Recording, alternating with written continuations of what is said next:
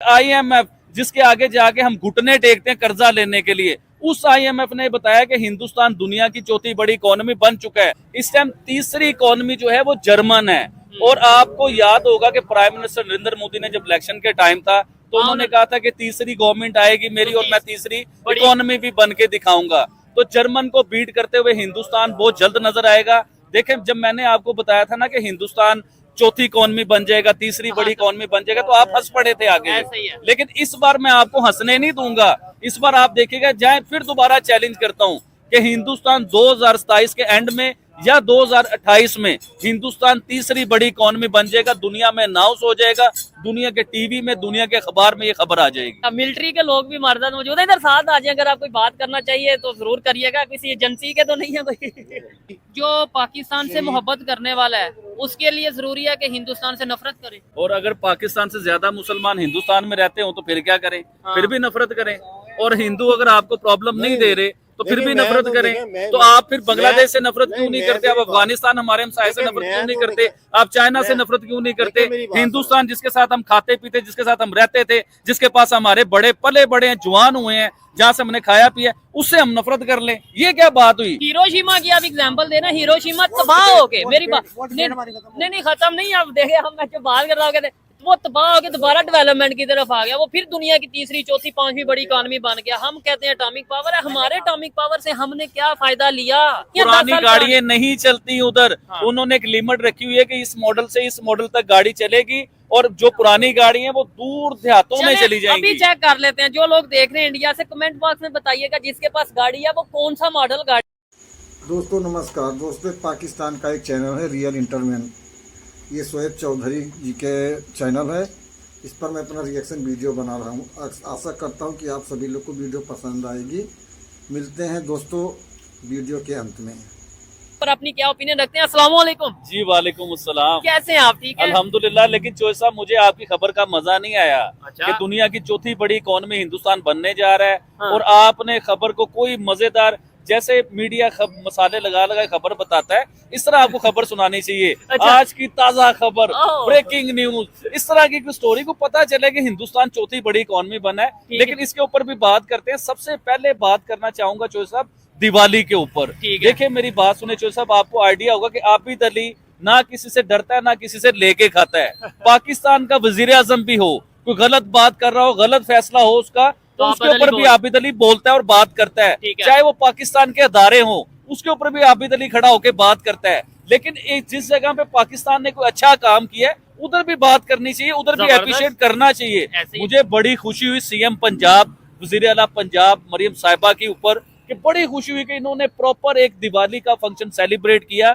Even के इस तरह नहीं कि कोई खबर चलवा दी कि दिवाली मुबारक हो, कि टीवी पे खबर आ गई, कोई अखबार में खबर आ गई, इस तरह नहीं। प्रॉपर उन्होंने एक इवेंट अनाउंस किया। उसमें सिख भी थे, उसमें हिंदू भी थे, प्रॉपर मिनोरिटी जो है ना, उन्होंने इकट्ठी करके दिवाली सेलिब्रेट की और बड़े अच्छे तरीके से सेलिब्रेट की। तो मरियम साहिबा ने इस जगह पे मेरा भी दिल जीत लिया और पाकिस्तानी अवाम का, इवन के पूरी दुनिया का, और अच्छा मैसेज दिया पूरी दुनिया के बीच में। उसके बाद उन्होंने एक बड़ा काम किया कि उधर हिंदुओं को एक बड़ी अच्छी रिलीफ दिया उन्होंने, एक पैकेज दिया उन्होंने कि हिंदुओं को 15,000 रुपए जो है ना, फी घर फी फैमिली को 15,000 रुपया मंथली जो है ना वो स्टार्ट किया। बड़ा अच्छा किया, बहुत अच्छा काम है। लेकिन इधर उन्हें ये चाहिए था कि उन्हें मोहताज ना बनाती, कि उन्हें बैठे बिठाए खाने पीने की आदत ना डालती, उन्हें कोई नौकरियां देती सरकारी। पंजाब में नौकरियां मिलती, कराची में मिलती, हर जगह पे मिलती उन्हें नौकरियां, कि वो खुद मुख्तियार होते, वो आपके अपना घर खुद चलाते, वो अपनी जॉब करते, अपना रोजगार कमाते और ना किसी पे बोझ बनते, और पाकिस्तान को, इवन पाकिस्तान की हिदमत करते जैसे वो ऑलरेडी कर रहे हैं। ठीक है, आपने ये बात की दिवाली पाकिस्तान में सेलिब्रेट की गई। आपको याद होगा कि आज से कुछ साल पहले जब आप ये बात करते थे, तो या हम बात करते थे इधर सड़क पे खड़े होके, तो क्या माहौल होता था? आपको नहीं लगता ये हमारी भी मेहनत है? जिसकी वजह साहब ये हमारी मेहनत है, तो आज मरियम साहिबा जो है खड़े होके दिवाली सेलिब्रेट कर रही है। आपको आइडिया होगा कि हिंदुस्तान के प्राइम मिनिस्टर का हम नाम लेते थे ना खड़े होके, तो हमारे पर फतवे लग जाते थे, लोग हमें बुरा भला कहते थे कि हिंदुस्तान के प्राइम मिनिस्टर का नाम क्यों ले लिया आपने। तो आज तो प्रॉपर एक दिवाली सेलिब्रेट हो रही है पाकिस्तान के बीच में, तो ये बड़ा अच्छा इवेंट है और होना भी चाहिए ठीक है, यार। बल्कि सिर्फ यहाँ की नहीं, मैं कहता हूँ बहुत से इस्लामिक कंट्रीज हैं, ये बहुत सी हमारी जगहों पे, मेहनत, इवन इंडिया चाइना के बॉर्डर के ऊपर हमने देखा है कि भाई वो सेलिब्रेशन के गिफ्ट जो सा दिवाली के गिफ्ट एक दूसरे को दे रहे हैं, बॉर्डर के ऊपर हमने ये चीज देखी है। सर आप तो इंडिया और चाइना की बात कर रहे हैं, सऊदी अरेबिया जहाँ पे हमारा मक्का मदीना है, जहाँ पे हमारे हज होते हैं, वो भी दिवाली सेलिब्रेट कर रहे हैं। यूएई वो भी दिवाली सेलिब्रेट कर रहे हैं। इवन के मुस्लिम बहुत से ऐसे ममालिक है जहाँ पे दिवाली सेलिब्रेट हुई है और उनमें पाकिस्तान भी शामिल हो गया है कि पाकिस्तान में भी दिवाली सेलिब्रेट हुई है और बड़े अच्छे तरीके से हुई है। और मैं आपको फिर दोबारा ये कहना चाहूंगा, ये आपकी मेरी हम सब की मिलकर ये कोशिशें रंग लेके आ रही हैं, क्योंकि आपको आइडिया होगा कि हम इधर खड़े होकर इंडिया की बात करते थे तो लोग खड़े होकर हमारे पर फतवे लगा देते थे, हमें बुरा भला कहते थे। जी हाँ, हिंदुओं की बात कर रहे हो, हम तो ईद मनाते हैं, तो दिवाली की बातें कर रहे हो, मुसलमान होकर दिवाली का नाम ले रहे हो, आपकी जुबान पलीत हो गई, आप तो काफर हो गए हो,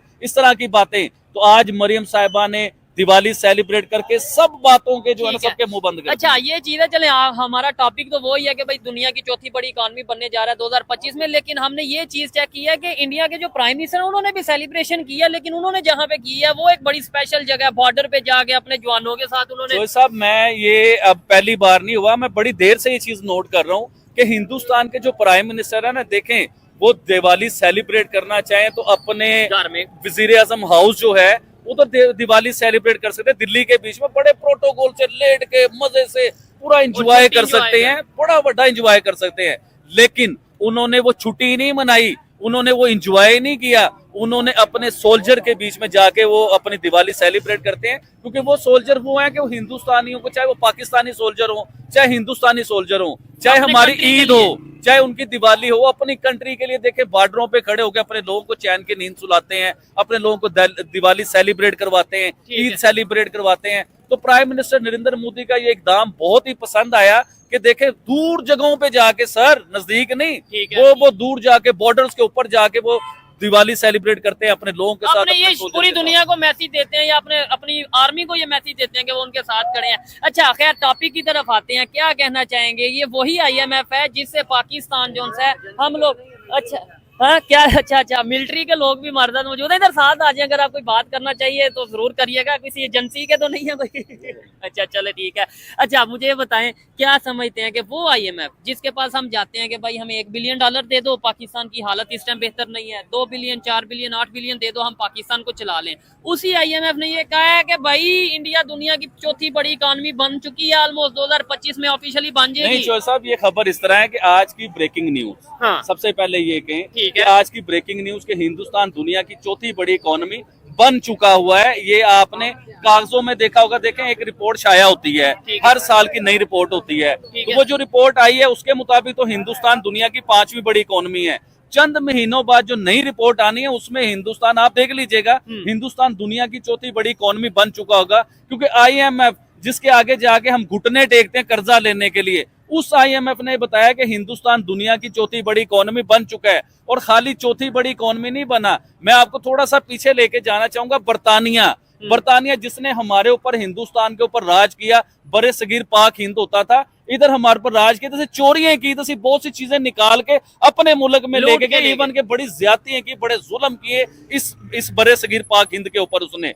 तो हिंदुस्तान ने कान से पकड़ के उसे बीट किया, उसे दुनिया की 5वीं बड़ी इकोनॉमी खुद बना हिंदुस्तान। तो ये बहुत बड़ा उन्होंने काम किया, जिससे मेरा भी दिल खुश होता है कि बरतानिया को पीछे छोड़ा और बरतानिया की औकात बताई कि तुम हमारे ऊपर चढ़ के जो हुक्मरानी करते थे, आज हमने तुम्हें कान से पकड़ के दुनिया की इकोनॉमी में पीछे किया। उसके बाद आए आप जापान के ऊपर, जिसे बीट किया उसकी तो बात कर ही नहीं रहे हो, जापान के ऊपर आप आए। जापान की आपको याद होगा, इलेक्ट्रॉनिक्स चीजें आप ले लीजिए, जापान की कारें ले लीजिए, जापान की कोई भी इलेक्ट्रिक चीज आप ले लीजिए, वो बड़ी मशहूर और बड़ी क्वालिटी वाली, बड़ी आउटस्टैंडिंग चीज होती थी। इवन के मैं अपने घर में देख रहा हूँ जूसर और एक इस्त्री, कपड़े इस्त्री करने वाली जो इस्त्री होती है, ये बचपन से मैं देख रहा हूँ मेरे घर में जापानी यूज हो रही है, आज तक खराब नहीं हुई, छोटे मोटे काम निकल आते हैं। यानी कि जापान इतना सॉलिड और इतना मजबूत, गाड़ियां बनाने में दुनिया में पहले नंबर, इतनी मजबूत गाड़ी वो बनाता था। उसकी इवन के गाड़ी क्या बनाता था, हिंदुस्तान ने गाड़ियों में भी बीट किया जापान को, अपनी गाड़ी बहुत ज्यादा एक्सपोर्ट की। आपको पिछली खबर याद होगी ये वाली, पिछले साल की खबर है। जी हाँ, बहुत ज्यादा गाड़ियां एक्सपोर्ट की हिंदुस्तान से। आज सिर्फ गाड़ी एक्सपोर्ट, गाड़ियों में नहीं काटा उसने, हिंदुस्तान को इकोनॉमी में भी काट दिया है। जापान चौथे नंबर पे बैठा हुआ था, तो हिंदुस्तान ने उसे काट के जापान को खुद चौथे नंबर पे आ गया है। तो ये बहुत बड़ी ये चीज तो आबिद भाई की ओपिनियन है ना, आम पाकिस्तानी इसके ऊपर क्या सोच रखता है? ये हो गया ना एक तासुर जो है। हालांकि मैं रियलिटी जानता हूँ कि आबिद भाई जितना पाकिस्तान के लिए दर्द रखते हैं, तकलीफ रखते हैं कि यार पाकिस्तान को भी आगे जाना चाहिए, शायद ही कोई और इस तरीके से ओपनली आगे बोलता हो, लेकिन आम पाकिस्तानी क्या समझते हैं? इंडिया आए दिन खबर उधर से पॉजिटिव खबर आती है, बड़ी खबर आती है। कभी हम सुनते हैं दुनिया की 5वीं बड़ी कहानी, वो कभी प्रोजेक्ट सुनते हैं रुक गया, कभी फिर सुनते हैं स्टार्ट हो गया, आजकल फिर रुका हुआ हो गया, कभी चाइनीज मार दिए गए। ये तो आम सी बात होगी कि उधर चाइना के इंजीनियर मार दिए जाते हैं। यानी जिस चीज का हम बेनिफिट ले सकते थे ना सी पैक से कि भाई बहुत ही जबरदस्त लोकेशन है, गेम चेंजर है, और जिस वजह से वो गेम चेंजर था, वो दूसरे इर्द गिर्द वाले कंट्रीज ने उसका अपना हल निकाल दिया, अल्टरनेटिव निकाल लिया है। अपना ईरान ने चाबहार पोर्ट बना लिया। वो शायद जब सी पैक कंप्लीट हो तब पता चले कि यार इस तरह के पोर्ट तो इर्द गिर्द काफी ज्यादा मौजूद है। तो ये चाबहार के ऊपर बड़ा जबरदस्त काम हो रहा है और वो रुक नहीं रहा ना। उधर किसी मुल्क के इंजीनियर को मारा जा रहा है और उसमें 3-4 कंट्रियां मिलके वो बना रही हैं, चाहे ईरान हो जाए, अफगानिस्तान हो जाए, हिंदुस्तान हो जाए, और भी कोई कंट्री हो सकती है। तो इन्होंने मिलके बड़ा सॉलिड बना रहे हैं। और हमारा जो पोर्ट है ना, उसके बिल्कुल ऑपोजिट है, आमने सामने ये बन रहे हैं, दूर नहीं है। और फिर बड़ी बात ये कॉरिडोर की अगर बात करें, जैसे हम सी पैक कहते हैं, सी पैक इसी तरीके से भी ब्रिक्स में रिसेंटली अनाउंस हुआ है कि इंडिया, ईरान और रशिया ये अपना कॉरिडोर बना रहे हैं। ये इकोनॉमिक कॉरिडोर, मतलब एक पूरा रास्ता बना रहे हैं जिसके थ्रू वो ट्रेड करेंगे। हम उस चीज में भी पीछे नजर आ रहे हैं। जी बिल्कुल पीछे नजर आ रहे हैं, क्योंकि दुनिया में पाकिस्तान की इकोनॉमी कहाँ पे खड़ी हुई है यार। ये कोई बात बताने वाली नहीं है। आपको क्या लगता है कि हमें मजा आता है ये बता के कि पाकिस्तान की इकोनॉमी जी दुनिया में बड़ी बदनाम इकोनॉमी हो चुकी है? IMF के आगे हम घुटने टेकते हैं जाके, हमारे पासपोर्ट की वैल्यू नहीं है, इज्जत नहीं है। दुनिया के किसी कंट्री में चले जाओ तो हमारे कपड़े उतरवा लेते हैं। तो ये चीजें बताते हुए हमें को मजा नहीं आ रहा होता, हमें तकलीफ हो रही होती है। हिंदुस्तान के साथ कंपेयर करने का मकसद ये होता है कि यार वो हमसे आगे निकल गया, हम पीछे क्यों रह गए। और एक दूसरी मेन चीज कि हम हर फैसला करते वक्त डरते हैं। यानी पाकिस्तान में कोई भी डिसीजन पाकिस्तान का लेना हो तो अमेरिका हमारे पे पाबंदी लगा देता है और फिर हमें वो पाबंदी माननी पड़ती है। जबकि दूसरी साइड पे देखें कि पाकिस्तान अपना, अगर इंडिया की बात करें, साहब अमेरिका की पाबंदी से याद आया, आपको याद होगा कि अमेरिका ने हिंदुस्तान की 19 या 20 कंपनी के ऊपर बैन लगाया। अभी रिसेंटली नई बात बता रहा हूँ आपको, 19 या 20 कंपनी पे हिंदुस्तान की अमेरिका ने बैन लगाया। तो अमेरिका की तरफ, हिंदुस्तान की तरफ से क्या बयान आया? उन्होंने कहा वो कंपनी अगर हिंदुस्तान के कानून के मुताबिक, हिंदुस्तान के तरीके के मुताबिक चल रही है तो हम नहीं मानते अमेरिका को। अगर हिंदुस्तानी कंपनी है तो कानून भी हिंदुस्तानी चलेगा, हम अमेरिका को नहीं मानते। और देखें हिंदुस्तान इस टाइम दुनिया की क्या पावर बन चुका हुआ, वो किसी से नहीं डरता है यार, वो किसी से भी नहीं डरता। वो कहता है भाईजान मेरे कानून के मुताबिक आए, मेरे रूल के मुताबिक आए, चाहे तू अमेरिका है, चाहे तू रशिया है, चाहे तू जापान है, जो मर्जी है, मेरे रूल के मुताबिक जो हो रहा है वो बिल्कुल ठीक हो रहा है, मेरे कानून के मुताबिक। इवन कनाडा को भी मैं ये समझता हूँ कि कनाडा और अमेरिका की अगर बात करें, आजकल काफी ज्यादा एंटी इंडिया स्टेटमेंट दोनों साइड से आती नजर आ रही है। लेकिन आपको लगता है कि कनाडा खुद मुश्किल में फंस रहा है ऐसे मामला? कनाडा ने तो अपने आप को मुश्किल में फंसा दिया है अमेरिका के पीछे लग के। देखें अमेरिका, आपको आइडिया होगा कि हम अमेरिका के पीछे लगे तो आज बिजली से महरूम हुए हैं, इकोनॉमी से महरूम हुए हैं, आटे से महरूम हुए हैं। तो कनाडा लग रहा है इस टाइम प्रॉपर अमेरिका के पीछे। देखें अमेरिका बहुत बड़ी गेम खेलता है, बहुत बड़ा दिमाग है उसका, वो अपने ना इक्के दुक्के साथ रखता है। इवन बांग्लादेश की बात कर ले, बांग्लादेश में भी ये जो रिजीम चेंज हुआ, कहा तो यही जा रहा है कि भाई स्टूडेंट्स ने ये कर दिया, स्टूडेंट्स ने, जबकि वो भी अगर इंटरनेशनल लेवल पे देखा जाए अमेरिका की इन्वॉल्वमेंट की वजह से ये सब कुछ हुआ। और आज बांग्लादेश की जो सिचुएशन है, बिजली को तरस रहे हैं। इवन इंडिया ने ये कह दिया, यानी कि खबरें आ रही हैं कि अडानी ग्रुप ने ये कह दिया कि हम गौर करेंगे कि भाई आगे नेक्स्ट बांग्लादेश को बिजली देनी है या नहीं। अगर वो बिजली की तार, मतलब ऐसा तो नहीं है कि तार लगाई है काट देंगे, मैं वैसे मजाक में कह रहा हूँ, अगर उन्होंने तार काट दी तो क्या होगा? मतलब सर $800 मिलियन जो है ना, या 800 मिलियन डॉलर जो है ना, वो बांग्लादेश से लेने हैं बिजली के सूरत में। ये अडानी ग्रुप की बात बता रहा हूँ आपको, उन्होंने लेने हैं। और दूसरी बात ये कि बांग्लादेश जो है ना, वो भी कोई अच्छी हरकतें नहीं कर रहा है। जो उसके मुल्क में हो रहा है, जिस किस्म की गवर्नमेंट उसके मुल्क में आ गई है, आज से 1 साल पीछे आप चले जाए बांग्लादेश में, तो बांग्लादेश सॉलिड था, किसी भी लिहाज से देखे उसकी इकोनॉमी भी ग्रो कर रही थी और वो तरक्की भी कर रहा था, क्योंकि वो अपने हमसायों के साथ हाथ मिला के चल रहा था। आज बांग्लादेश में हिंदू और मुसलमान की लड़ाई स्टार्ट हो चुकी हुई है, लोग मर नहीं चलती उधर। उन्होंने एक लिमिट रखी हुई है कि इस मॉडल से इस मॉडल तक गाड़ी चलेगी, और जो पुरानी गाड़ी है वो दूर देहातों में चली जाएंगी। अभी चेक कर लेते हैं, जो लोग देख रहे हैं इंडिया से, कमेंट बॉक्स में बताइएगा जिसके पास गाड़ी है वो कौन सा मॉडल गाड़ी है, अभी आइडिया हो जाएगा। और पुरानी गाड़ियों का भी बताइए कि पुरानी गाड़ी जो है वो यूज होने देते हैं शहरों के बीच में कि नहीं होने देते, इसके ऊपर भी लाजमी आप बताइए। ठीक है, चलें टॉपिक के ऊपर आते हैं। आज बड़ी जबरदस्त किस्म की गपशप हो रही है, मुख्तलिफ टॉपिक्स के ऊपर डिबेट हम कर रहे हैं, ठीक हो गया। अच्छा, और जिधर आपने ये बात की है ना कि भाई ये हमारे एक मिनिस्टर ने स्टेटमेंट दिया, वहीं पे हमारी जो मरियम नवाज जो कि इस टाइम पंजाब की सीएम है, जिसका आगे जिक्र भी हो रहा था, उन्होंने बोला कि इंडिया के साथ स्मोक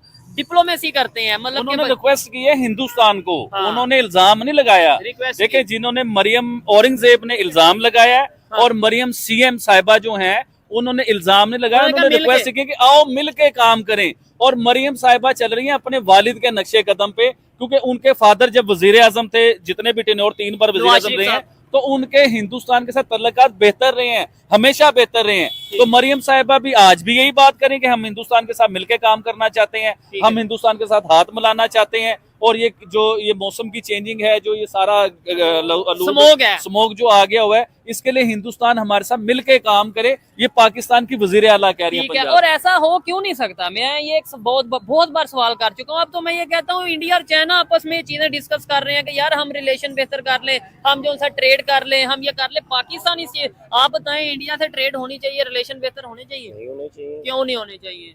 देखिए, being a PAKISTAN PAKISTAN Pakistani, आप वैसे ही कहते हैं, तो पैट्रियोट, निशाने हैदर, यानी जो पाकिस्तान से मोहब्बत करने वाला है उसके लिए जरूरी है कि हिंदुस्तान से नफरत करे या ट्रेड ना करे। और अगर पाकिस्तान से ज्यादा मुसलमान हिंदुस्तान में रहते हो तो फिर क्या करें? फिर भी नफरत करें। और हिंदू अगर आपको प्रॉब्लम नहीं दे रहे तो फिर भी नफरत करें। तो आप फिर बांग्लादेश से नफरत क्यों नहीं करते? आप अफगानिस्तान हमारे हमसाये से नफरत क्यों नहीं करते? आप चाइना से नफरत क्यों नहीं करते? हिंदुस्तान जिसके साथ हम खाते पीते, जिसके साथ हम रहते थे, जिसके पास हमारे बड़े पले बड़े हैं, जवान हुए हैं, जहाँ से हमने खाया पिया, उससे हम नफरत कर लें, ये क्या बात हुई? ठीक है। और मतलब ट्रेड, अच्छा आप कुछ कहने लगे थे, बोले। देखिए मेरी बात सुने जी, मैं आपको एक बात बताऊं, आप हंस रहे हैं, आप थोड़ी देर बाद और हंसेंगे। अच्छा, इस वक्त जितना भी पाकिस्तान को अगर ये चैनल देख रहे हैं ना, आप ज़ख़ीरा दोस्त जितने भी पाकिस्तानी है ना, ज़ख़ीरा दोस्त कर लें, मतलब अपना दालें कर लें जनाब, आटा कर लें, ये इतना कर लें कि जनाब एक एक घर के अंदर 10-10 आटे के थैले हों। अच्छा, फिर क्या होगा? उसके बाद ये होगा कि जनाब, क्योंकि इमरान खान आ रहा है, अच्छा, और इमरान खान आते साथ ही महंगाई जिंदाबाद। तो वो बात ठीक है, मेरी तो बात सुने। इमरान खान आ नहीं रहा, इमरान खान जा रहा है। वो तो जो भी बात है, हम सियासत की बात नहीं कर रहे, हमने इंडिया की वो बात। बेचारे नींद में थे तो वो प्रॉपर होश में बात नहीं कर सके। तो अमेरिका में भी इलेक्शन का सिलसिला शुरू हो रहा है चौधरी साहब। तो डोनाल्ड ट्रंप जो है बड़े सॉलिड किस्म के मेंबर हैं इस टाइम के, नजर आ रहे हैं, जीतते हुए नजर आ रहे हैं डोनाल्ड ट्रंप। अच्छा, ट्रंप अगर जीत जाते हैं ना, तो आप यकीन कीजिए कि ट्रंप के जीतने से हिंदुस्तान और पाकिस्तान इन दोनों कंट्रियों को बहुत फायदा होगा, क्योंकि ट्रंप की इमरान खान के साथ बड़ी अच्छी हेलो है, यारी दोस्ती है, लेकिन हिंदुस्तान के साथ बड़ी अच्छी हेलो है। वो मेरे ख्याल से ये ऐसा नहीं होता कि जी ट्रंप की दोस्ती हो कि ट्रंप इमरान खान साहब को फोन करके कहते हैं और खान साहब कैसे हैं, ये वो ऐसा नहीं होता होगा। दोस्ती का मतलब ये होता है कि उधर बेनिफिट है और बेनिफिट का फायदा हो रहा है, रिलेशन बेहतर है। इंडिया के साथ उनकी ट्रेड है तो ट्रेड का फायदा हो रहा है, रिलेशन बेहतर है। आपको क्या लगता है कि अगर ट्रंप प्रेसिडेंट बन जाएंगे अमेरिका के, तो क्या वो उससे अगले दिन इमरान खान बाहर आ जाएंगे या उसके मतलब वो अपने कंट्री का बेनिफिट सोचेंगे? आप मुझे लगता है आप ट्रंप को प्रमोट या अमेरिका को प्रमोट कर रहे हैं फुल स्पोर्ट। और नहीं, मैं स्पोर्ट्स कोई नहीं कर रहा। ये मेड इन पाकिस्तान है, ये अमेरिका की शर्ट नहीं है। अच्छा। और पाकिस्तान बड़ी चीजें बनाता है, पूरी दुनिया की बनाता है, हिंदुस्तान की भी बनाता है। अमेरिका जो सा मर्जी गुची अरमानी सब ब्रांड पाकिस्तान बना लेता है। तो इसी तरह ये भी हमारी अपनी बनी हुई शर्ट है, मतलब ये अमेरिका की नहीं है। अच्छा लगा बात करके। लास्ट में आबिद भाई, आपको क्या लगता है कि अगर जैसे अभी ये रिपोर्ट आई है IMF की कि भाई 2025 में वो दुनिया की चौथी बड़ी इंडिया इकोनॉमी बन जाएगा, अगर ऐसा होता है, वो तो होता नजर आ रहा है, 2027 में वो बन जाता है जी पहली अपना तीसरी बड़ी इकोनॉमी। बड़ी जल्दी कह दिया चौधरी साहब ने, बनता हुआ नजर आ रहा है। जब मैंने कहा था ना कि 5वीं बड़ी इकोनॉमी से चौथी या तीसरी इकोनॉमी हिंदुस्तान बनेगा, जब ये हंस रहे थे चौधरी साहब, अब करें बात। नहीं, वो तो जाहिर बात है, मुझे भी और देखने वालों में से मैं कई लोगों को पूछता हूँ कि क्या आपको लगता था कि इसी तरीके से इतनी तेजी से इंडिया डेवलपमेंट की तरफ जाएगा? मैं कहता हूँ एक दिन ऐसा आए कि इंडिया सुपर पावर, मतलब इकोनॉमी में सुपर पावर बन जाए, तो क्या फिर शोएब साहब, इंडिया तीसरी इकॉनमी बने, दूसरी इकॉनमी बने, पहली बने, पांचवी बने, 10वीं बने, ठीक है, वो अपनी जगह पे मेहनत कर रहे हैं तो वो इकॉनमी बन रहे हैं, ठीक है। लेकिन हमें भी मुकाबला करना चाहिए हिंदुस्तान के साथ। ये बहुत सी बार हम लोग कह चुके हैं, हिंदुस्तान के प्राइम मिनिस्टर ने भी ये बात की हुई है कि हमारा मुकाबला बनता है अब हिंदुस्तान के साथ इकोनॉमी के बीच में, कि हम अगर हिंदुस्तान चौथी बड़ी इकोनॉमी बनता है ना, तो पाकिस्तान को कहना चाहिए कि हम तीसरी बड़ी इकोनॉमी बन के दिखाएंगे। इस चीज में लड़ाई करनी चाहिए। चलें जी, अच्छा लगा आबिद भाई से वीडियो रिकॉर्ड करके। आई थिंक सोने का टाइम है सबका, तो आप सबको कहें कि चलें जी आप वीडियो को वाइंड अप करते हैं और सो जाएं। बोल दें वाइंड अप करें जी और सो जाएं, जैसा तो कि मैं सोया हूँ। चले यही हम जागेंगे और इंशाल्लाह, पाकिस्तान को आगे लेके जाएंगे। मेरी बात सुनो, हाँ, मेरी बात सुनो, हाँ। देखिए मेरी बात सुनो, आपने कवरेज करनी है ना, वो जी। सामने देखें, हाँ। गरीबों की जुलसन है वहाँ पर, उन्होंने बाहर उनको खड़ा कर दिया। किस लिए? वो हेलो दोस्तों, वीडियो कैसे लगी आप सभी लोग को? अगर वीडियो अच्छी लगी हो तो कृपया लाइक और सब्सक्राइब कर देना, और हम तमाम प्रकार की ऐसे रिएक्शन वीडियो लाएंगे आप सभी लोग को। कृपया आप सभी लोग अपना प्यार और सहयोग बनाए रहें। मिलते हैं दोस्तों अगली वीडियो में। जय हिंद दोस्तों, वंदे मातरम।